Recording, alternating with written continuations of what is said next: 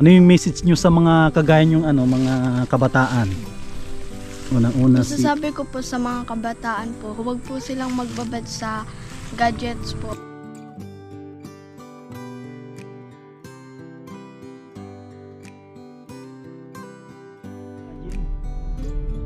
Ayan mga kalingap at mga kasama, mapagpalang araw sa ating lahat. Yan, araw ng linggo, papunta tayo kay Ate Baning. At may nakaagaw ng aking atensyon at nakaagaw ng pansin. May nakita po akong isang dalaga na nagbubuhat ng nyog. Yan, siguro linggo, sinasamantala niya siguro yung ganito na araw para makapaghakot ng nyog. Yan, siguro estudyante yon. Kaya iikutan natin at mali natin baka siya yung isa sa mga hinahanap natin na pwede natin na tulungan. Yan, kaya agad-agad tayo nagmaniobra para makita po ninyo yung ginagawa ng bata. Kasi baka isipin ng mga iba scripted.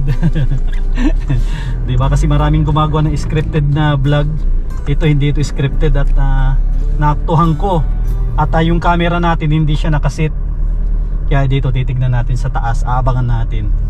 Hindi natin alam kung gaano kalayo yung kanyang pinaghahakutan. Dito tayo makasama. At dito natin aabangan. Andun kasi yung nyug sa baba. Sana walang kanal dito, baka malaglag tayo. Uy, uy. Delikado pala to na yung pinaradahan natin. Makasama ko natin, aantayin natin siya. Yun no, may kasama siyang kapatid na lalaki. Yan po sila, dalawa po sila Yan, hindi natin alam kung sila ay naglalado. Yan sila may kasama siyang babae. Kasi kanina babae yung nakita po natin. Nakita natin na naghahakot. Doon sila Hindi ko alam kung magkapatid ito. Mamaya tatanungin natin sila. Tsaka lalapitan natin. Baka pwede natin na tulungan yung magkapatid na ito. A few moments later. Ayan mga kalingap, andito na tayo. Yung naaktuhan natin kanina na dalawang naghahakot. Unang nakita ko yung babae, anak pala ni kuya. Ano yung pangalan ninyo kuya? Milyon. Villanueva. Ilang taon na si kuya Milyon? 46. Matanda sa akin ng 5 taon. 41 lang ako. Ang sisipag ng anak mong dalawa. Medyo napa-extra lang po ngayon at pagkakataon po linggo, Sabado. Ibig sabihin tuwing Sabado-Linggo tumutulong sila. Yung po ang pagkakataon para makatulong, gawa na may mapasok po naman. Kasi nakita ko kanina, natuwa ako at nakaka-inspire yung ginagawa nila. Kasi karamihan ngayon, di ba, tayo, modernong panahon na, bihira ka na makita ng mga ganyan na dalaga at binata na tumutulong sa magulang. Karamihan matitigas ang ulo, nakababad sa gadget. Ako bilang magulang din, may anak ako na isang lalaki, isang babae din, mga binata na rin, halos ganyan na rin. Sa kanila yung iba nahihiyang maghakot. Ay, isa po. Yan, tulong na rin nila kay kuya. Si Mrs. mo, ilang taon na yun? Kung po yun, 43. 43, anong trabaho din? Naroon po nagbibilad ng palay doon sa kabila. Ibig sabihin pareho kayong masisipag. Yung yan, nung nilagas yung nyug, kanino yan? Ay pasanla po yan nung nasa kabilang barangay. Yan po ay may-ari niya, ay magulang ko. Sinalaan mo ng kapatid ko, ay ako naman naglalagas. Ay di, timpong may tigas na po, ay di nilalagas po. Mahal naman ang presyo, pandagdag allowance po nung nagka-college ko din. Nagtitisis na po ay. Anong grade na yun yung college niya? Third year na po. Third year college na. Fourth year na po sa sunod na pasukan. Imagine, hanap buhay nila dito sa Nyugan. Nakakapagpaaral sila ng college. Saan nag-aaral? Sa Mabini po. Anong kinukuha? Business ad po. Mahal sa Mabini magpaaral. Magkano ang tuition dyan? Halos isang semester po nasa 20 na din siguro 20, po. Ganyan kasi pag yung mag-asawa at kaya nyong paaralin sila. Bukod sa inyo, may mga kapatid kayo o mga pinsan nila na parang nagsusuporta din? Kuminsan po nakakahiram po sa kapatid ko. Nagtatrabaho din sa Manila. At sa Biyanan, halimbawa. Pero lihiti mong aasahan po naman ay parehas naman po may pamilya na. Kaya po talagang kayod sariling sikap po gawa ng itawid naman po yan. Hindi Tiyaga lang. hindi pwedeng umasa. Ito, anong oras kayo nagkawit? Magang-maga po at pasan lang nga po at walang karabaw ay. Kasi kita ko nauna yung kaunti dalaga na nagpasan. Oo. Kayo ang nagkakawit, sino nagpapalaw? Ay tinutulungan ko din po pagpalaw tapos sila lang maghakot dito. Lagas palaw iipong ko po. Silang magkapatid. Gustuhan na nilang pag may Kanina, yung anak, anong pangalan mo? Ano yung pangalan mo? Si Grace. Kasi kanina, kita kitang may pasan. Ilan laman nung pasan mo? Ilang piraso? 20 piraso. Ilang kilo yon yung 20? magkapoy ay mga kulang-kulang 30 kilos pag sa Yun. kilo na. Grabe, 30 kilos. 20 Tapos, ano yung pangalan mo ulit? O, si Grace Ann. Ano siya? Ang liit ng katawan. Ano siya? Payat. Tapos nagbubuhat ng... Hindi naman na baka delikado din magbuhat sa ganun na... Ay sabi ko nga po, yun lang makaya nila. Di baling maraming hakot, di baling maraming uli-uli at sariling yun lang kaya ninyo at kung mahirap yung mabalian pa kayo. Oo, kasi may kakilala ako din na natulungan ko dati. Yung mata niya, yung parang litid, hinang-hina yung kanya mata. Kasi nagparabuhat ng sobra-sobra tapos parang nasabayan niya ata ng ligo. Ayun po, pagpagod na po. Kaya sabi pag-agap at sabagay mo kung kakaunti naman yan kasi namin kung baka maglampas ng 200 buo yan. Si kun pala, si Grace Ann, tao dito tabihan natin. Ilang taon na si si Grace Ann? 14 po. 14, anong grade ka na? Grade 8 po. Grade 8. Tapos, ba't ka naghahakot? Ano yan, pangbaon? Ganun na rin. Ano, magkano yung komisyon mo kay papa mo dyan sa... Ay dahil ko nga ay yung kalahati, ay di sa inyo yung kalahati. Ito, kay ate Lani mo naman yung kalahati. At nang mayroon kayo, hindi yung asa sa magulang talaga. Ang bait naman ng Dahil papa naman nyo. po kung di mo tuturuan ng mga bata sa ngayon na panay cellphone lang ng cellphone, mataranda umalak yan na babad sa cellphone. Kaya sa ako, Sabado Linggo, pag medyo bakante kayo, tulungan ninyo ako. Dagdag sa inyo na din yan. Oh, tsaka ano, Dahil sanayin ang- nila, no? Sanayin nila kuya yung sarili nilang ganyan. Dahil lang pag may spoil po ngayon ng bata, maski mahirap ka, hindi marunong ng gawaing Oo. mahirap. Ano na lang, para tambay, palabarkada. Oo. Yan, tapos yung isa, anong pangalan mo? Darin. Daryl. Ilang taon na?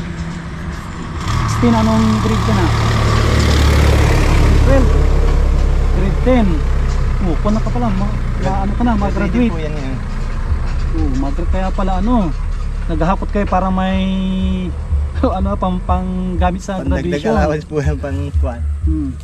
Kabili siya ng sapatos niyang suotin pag graduate, ay di mayroon na siyang masusuot, sabi ko. Yung anak ni Kuya, ano sila? Tisoy at Tisay, mana kay Kuya nung kabataan nito. Kundi dito. Kita mo sa itsura niya makisig. Kahit ano siya 46. Ano yung pambaon nyo? Siya po pang-aral lang ito. Eh, iba po, ibigay rin po kay Papa nang maitulog po doon sa kapatid ko Na na nagka-college. Yan, maganda yan. Ang gandang marinig yung ganyan na yung, di ba sabi ni Kuya, yung kalahati sa kanila. Pero ibabalik din daw nila yung sobra at para dun sa kanilang ate nila, no, ate nila na nag-aaral sa Mabini, sa ano yun, sa State College, no. Mabini State College yan sa ano yun, sa may Dait. Yan, ako natutuwa ako pag may nakikita akong ganyan na mga kabataan. Kaya kahit kung ito, alanganin yung lugar, nagmanibra ako dun sa may welcome to Kapalunggang para mabalikan ko sila. Una, nakita ko yung babae na naghahakot, tapos yung pabalik ako yung si kaya sabi ko balikan ko na lang at kausapin, tapos ito nakita ko andito tayo, may pabahay tayo dyan, may pabahay kasi kami dyan sa sa old camp. Patapos na rin yung pabahay natin, kaya ang plano ko mag-scout tayo. Sila kita ko na deserve nila din na makatanggap ng regalo galing sa akin kasi mag-graduate na rin sila. Ibigyan ko sila ng atin na lang sila, pagpasensya nila yung makakayanan natin, tapos bawi na lang pag sa mga susunod na araw nakabalik tayo dito at matagal pa naman yung project namin dyan, siguro mga 2 weeks pa, bigyan ko na lang sila kuya ng ano, ng parang gift ko sa kanila. Sige po, marami. Pambili nila ano, kung ano yung gusto nilang bilhin. At nagbablog kasi kami. Okay lang kuya na i-upload ko sa YouTube channel ko ito. Okay po yung mga Pwede nyo din na mapanood sa Mashley TV. Hati na lang sila dito na magkapatid. Bahala sila kung ano yung kanila. Yan, sa inyong dalawa. Hati kayo. Kasi natutuwa ako sa kanila. Dapat mapanood ng mga kabataan ito na isipin nila lagi yung magulang nila. At ang magulang, hindi yan panghabang buhay na malakas. Sanayin nila yung sarili nila na tawag dito na yan, magsipag, sumikap. Kasi kung yan kuya, dala-dala nila yan hanggat sila ay umabot sa edad mo.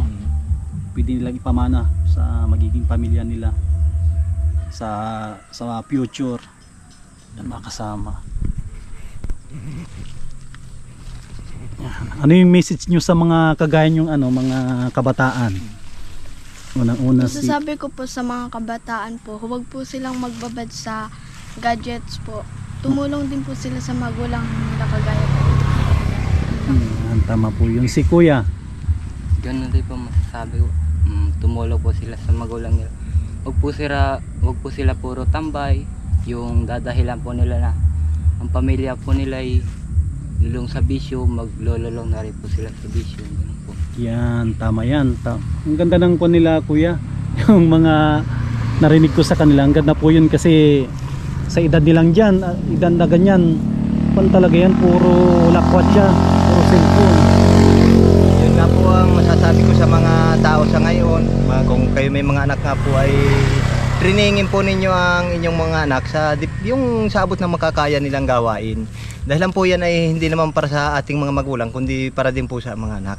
Dahil lang po kung i-spill din natin na hindi marunong magtrabaho sa gawaing mahirap ang isang mga bata ay tayo mahirap. Yan po katambal po yan sa isang pagsisikap ng isang buhay ng tao. Dahilan po bata man o matanda ay magsama-samang itaguyod yung paghihirap at nang malusutan yung mga problema po sa buhay. Dahil po ang tao nagsisikap, lahat po yung nagsisikap. Pag didinaanan yung paghihirap at di mo ipakikita sa anak mong naghihirap ka, dapat isama mo yung mga anak mo nang maging mulat po sila sa mga gawain maski mahirap. Kaya sabi ko po diyan sa mga anak ko, maski kayo maghakot, yun lang makakaya ninyo. Hindi naman sa kayo ginagawa kong kalabaw. Yun. Kayo ay matuto na kasama ninyo ako diyan sa paghihirap sa Nyugan, sa Bulasan.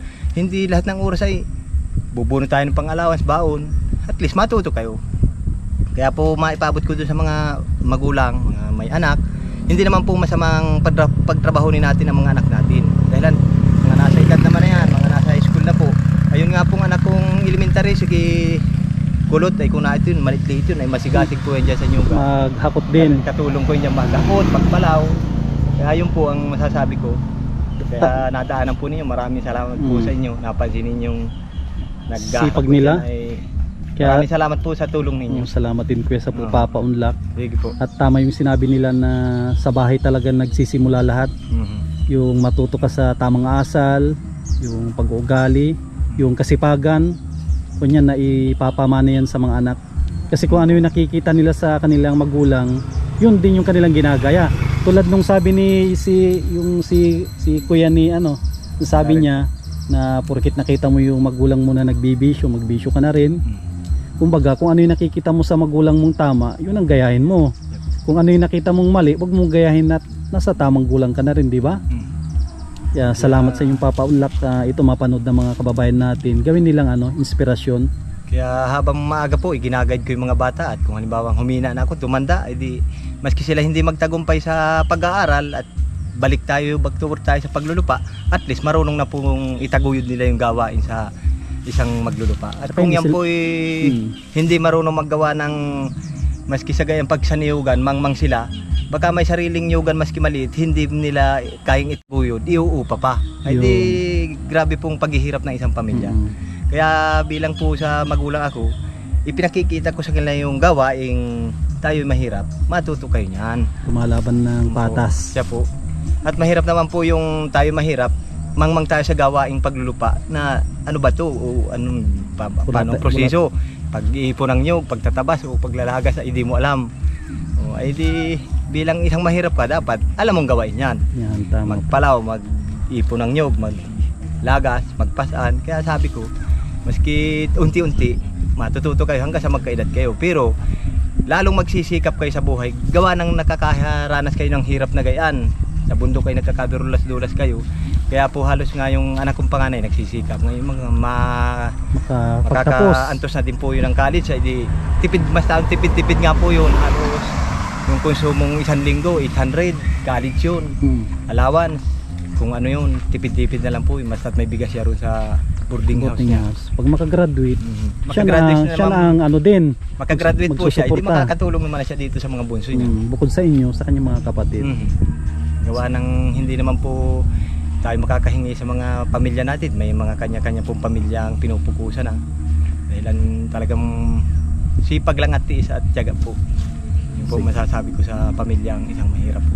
Sige kuya. Thank you po. Sa susunod ulit, Sige po. baka Maraming makadaan ako salamat dito. po. Diyan lang ata yung bahay nyo sa taas. Doon po sa kabila ng tulay yung pong Sa kabila. isa po ang bubong doon na hindi tapos. Ay sige. Pag araw makapagtanong ako doon, kung may pwede akong madala na pangregalo sa kanila, eh magdadala ako. Sige kuya, salamat. Papaunlak ulit. Ayan mga kasama. Grabe. Nakaka-inspire yung dalawang magkapatid na nagtutulungan sila. Pinutulungan nila yung kanilang magulang sa paghahanap buhay. Kaya yun, natuwa po ako, binigyan ko sila ng kaunting regalo. Yan, maraming salamat sa mga minamahal po natin na mga sponsors, mga viewers, mga minamahal po natin mga OFW. Yan, mga kabataan, kung mapanood po ninyo ito, yan, sana kapulot kayo ng aral. Yan, sa mga katulad po nila. Yan, maraming salamat. God bless at mabuhay po tayong lahat.